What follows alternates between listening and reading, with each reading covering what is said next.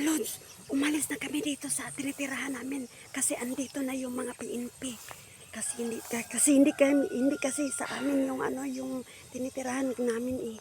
Kasi mayroon daw silang project na ilagay daw dito yung silaw. Yun. A few moments later. Survey nila ang dere. Ay kanang muhon, ala isa. Ay oo, gipang survey na ang dami na nila guys, survey na sila. Grabe mga lods, gipang survey na sila lahat. Ay ka para sa mga PNP na dire. Karon sa ang taging dire. Wibis. Hala mga lods, andito na yung magtataging siguro o alis na kami dito sa tinitirahan namin kasi ang may-ari dito ay gobyerno. Pero papayag naman kami basta mayroon lang relocation. Ang gusto namin mayroong relocation. Yan sila. Siguro sa susunod na araw magtataging sila dito. Ngayong Huwebes magtaging sila dito. Maghanap sila ng muhon. Naghanap sila ng muhon. Kung saan banda yung kanilang mga project na ilagay dito. Yung mga ahensya kasi yan sila eh. Mga ahensya yan sila. Ang dami na nila oh. Mga PNP na. Yan sila. Mga pulis.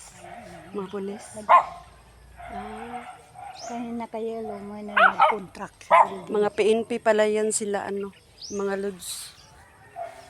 Yan. Kasi dito yung mga area namin. Yan oh, sobrang laki yung area namin dito. Yan, dito. Mga 4 na bahay kaya siguro kami dito alis dito oh. Kunin nila dito. Yan.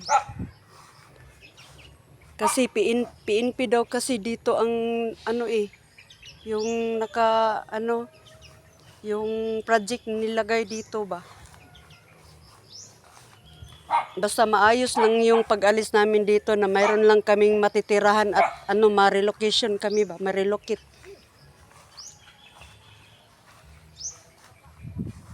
Kasi yung tinitirahan namin dito, sa gobyerno kasi to ba. Walang title yan. Ang laki dito oh. Malaki. Kasi andito na yung mga PNP eh. Magtataging daw kami ngayong Huwebes.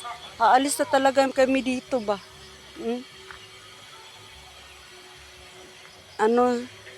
Tinitingnan nila yung nilagyan nila ng project dito, building yata ng PNP. Yan. Alis na kami dito, mga lods. Iwan ko kung saan naman kami pupunta at saka i-relocate. Magantay kami sa mga sinasabi nila. Yan sila mga lods oh. Yan. Okay ra. Para makita yung mga kagupuhan nyo.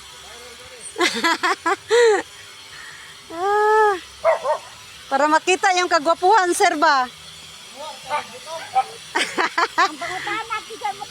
Kung marunong kayo umakyat ng dyan, niyog, akyat. Yun ang sigurado mabiral. Pwede pa yan. Dito, pwede. Walang kuryente dito. Walang na. Bago pa niya, tubig pa lang. Tubig pa lang. Dito, pwede dito magkuha. Pero walang pa to. Bata pa to. Daw sila sa niyog. Kaya masarap daw yung niyog kakainin. Tinitingnan nila din. Unta.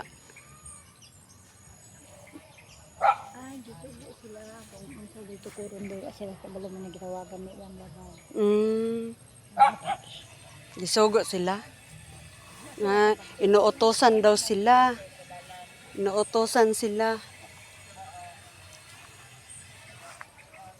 Ngayong Huwebes yata daw. Huwebes Bernice. Kailan nga sila magtaging? Huwebes? Ay 11?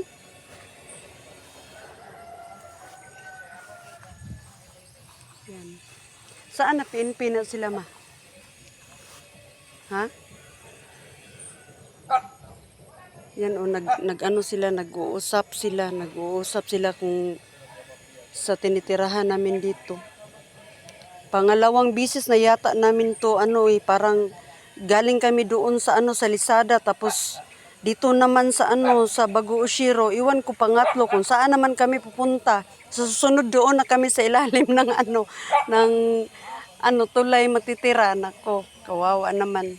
Kasi ang hirap talaga magtumitira ng hindi sa iyo ng yung tinitirahan na yuta. Yuta kasi ng gobyerno kasi yung tinitirahan namin dito, kaya kunin na nila dito yung mga pinapatayuan namin na bahay kasi mayroon silang project na nilagay dito sa ginagawa nila ba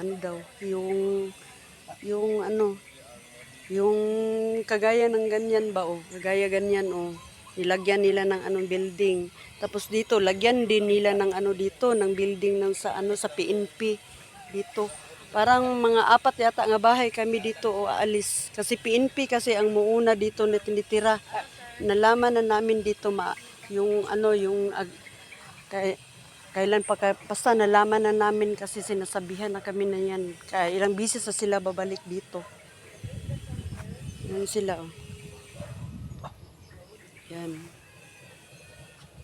Ay nako. Sana lang maano kami dito, mabalhin kami, ma-relocate kami sa tama ng relocate. Basta mayroon lang kaming matirahan ba. Yun lang ang kagustuhan namin kasi basta